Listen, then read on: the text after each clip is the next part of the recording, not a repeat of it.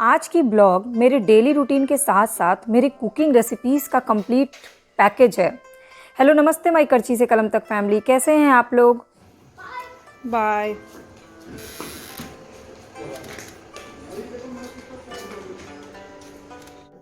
तो सुबह की शुरुआत हुई, रचित को रीडिंग क्लास के लिए बैठाया मैंने और उसने बहुत अच्छी रीडिंग की। जब तक कि मैंने नाश्ता बनाया उतने टाइम उसने रीडिंग की, क्योंकि उसको जाना होता है रीडिंग करके, नाश्ता करके उसके बाद वो जाता है स्विमिंग क्लास।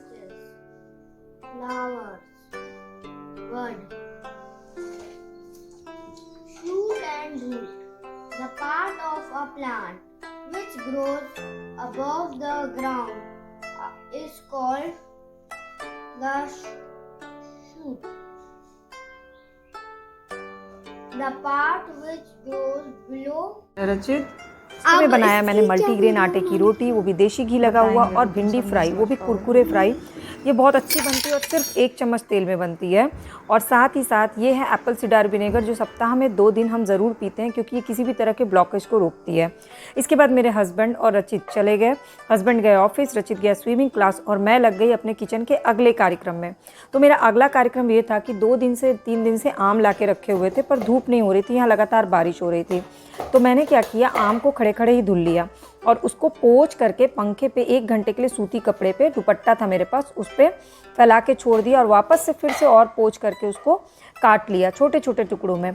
मैं जब भी आम का अचार बनाती हूँ ना, तो हमेशा कोशिश करती हूँ कि आम जो है वो छोटे छोटे टुकड़ों में काटूँ, क्योंकि मैंने देखा है मेरे घर में जब भी गेस्ट आते हैं तो सबको आम का अचार दो ना, तो बहुत सारे लोग होते हैं जो कंप्लीट पूरा नहीं खा पाते हैं और वो अचार फिक जाता है। मतलब एक अचार बनाने में इतनी मेहनत लगती है, और जब वो फिक के डस्टबिन में जाता है ना, तो बहुत कष्ट हो जाता है।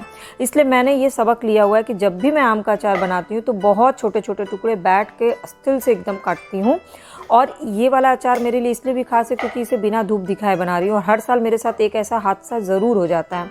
पता नहीं, अचार का नाम लेते ही बादल घिर जाता है। ये टोटका बहुत पुराना है मेरे साथ, लेकिन मैं भी हिम्मत नहीं हारती हूँ, हर साल अचार बनाती हूँ। क्योंकि मैं सिर्फ अपने घर के लिए नहीं बनाती, मेरे इन लॉज के पास भेजती हूँ, मेरे मम्मी पापा के पास, मेरे दीदी जिया जी के पास, मेरी छोटी बहनों के पास, सबके पास अचार पैक कर करके भेजती हूँ। तो ओवरऑल यही है अचार बनाने का मेरा सीक्रेट मोटिवेशन, कि सबके पास भेजना होता है। तो मैं उसी से मोटिवेट होकर के हर साल आम का, कटहल का, अमड़ा का, और मतलब मुझे लगता है ना 50-60 तरह के अचार की रेसिपी तो मैंने अपने चैनल के प्लेलिस्ट पे शेयर की हुई है।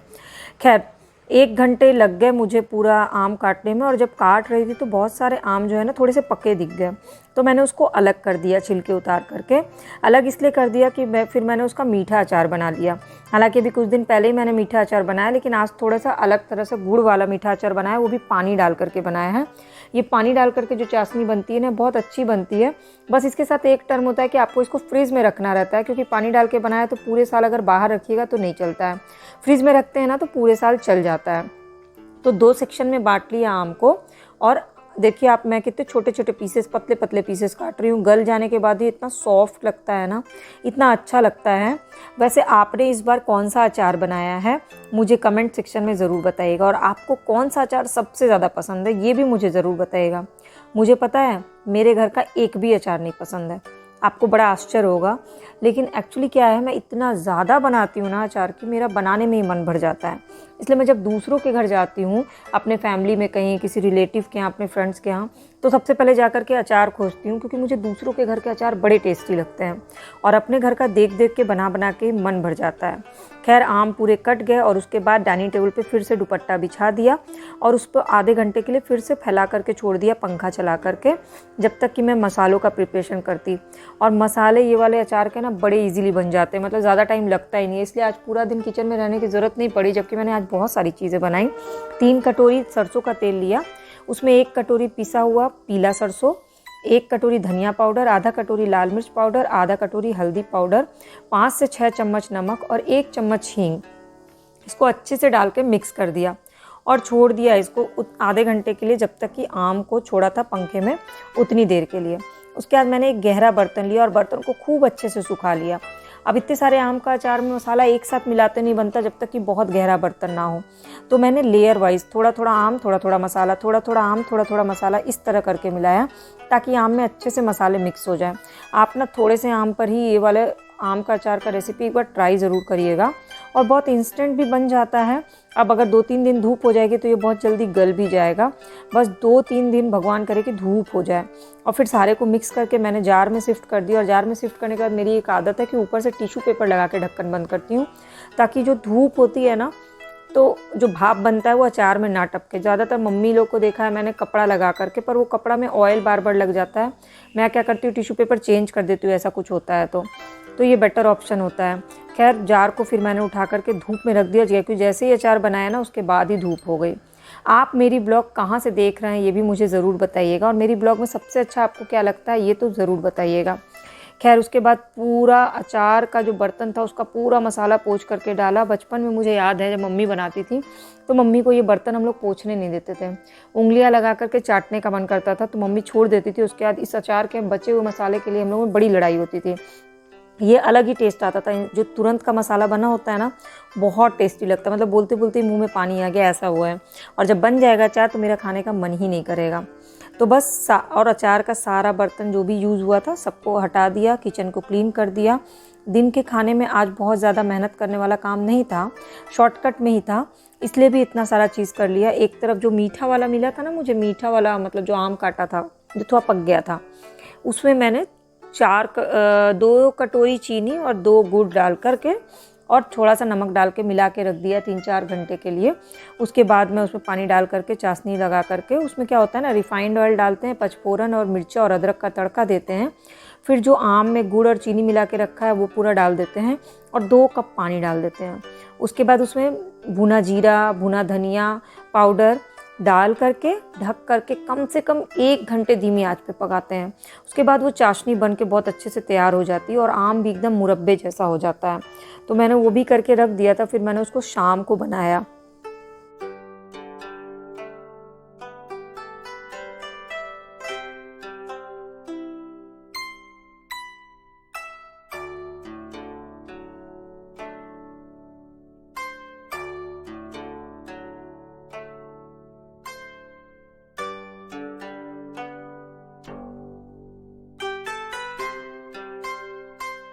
फिर दिन में खाने और नाश्ते के बीच के ब्रेक में आज हमने खाया आम, क्योंकि घर में अभी बड़े सारे आम आ गए हैं। और फिर मैं चली गई बिरयानी बनाने के लिए। एक्चुअली जो चिकन करी बनाई थी वो बचा हुआ था, तो घी डाला और घी में पहले ये चावल बना लिया था, दालचीनी और इलायची, नमक और रिफाइंड ऑयल डाल करके चावल को पहले पका लिया ताकि दालचीनी और इलायची का फ्लेवर चावल में आ जाए। और फिर जब चावल पक गया तो पानी को छान दिया और चिकन करी जो बची हुई थी उसको भी एक बार गर्म कर लिया। थोड़े से 2-3 प्याज हैं वो लाइट ब्राउन कर घी में करके पका लिया।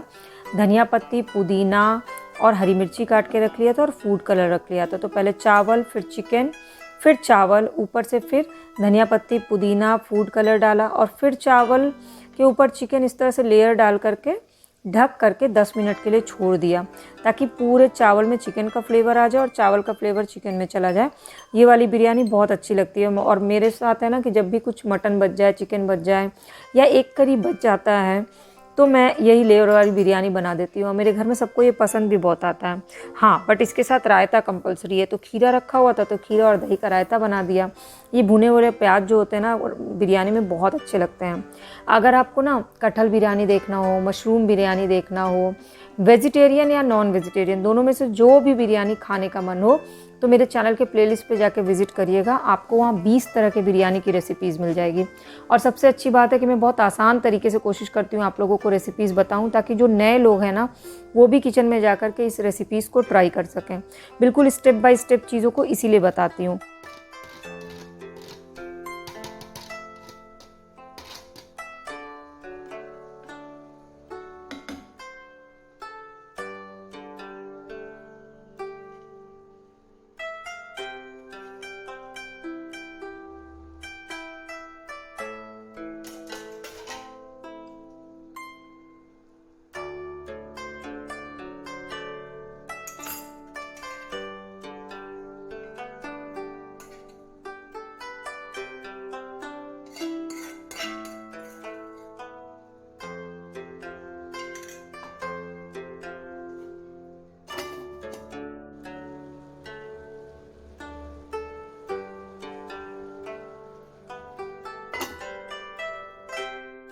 रात में बनाया बेसन और दही को घोल के हल्दी डाल करके घोल दिया और कढ़ाई में डाल दिया पानी मिला करके।